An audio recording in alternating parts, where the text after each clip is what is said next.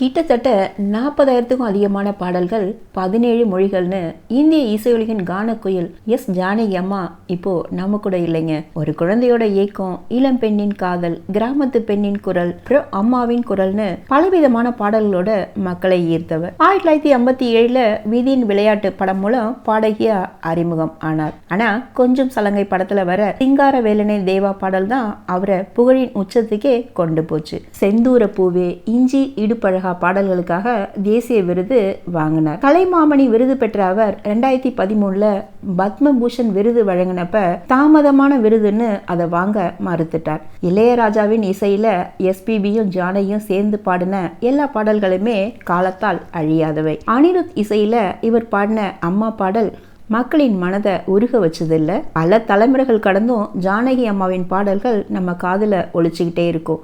உங்களோட favourite song என்னன்னு கமெண்ட்ல சொல்லுங்களேன்.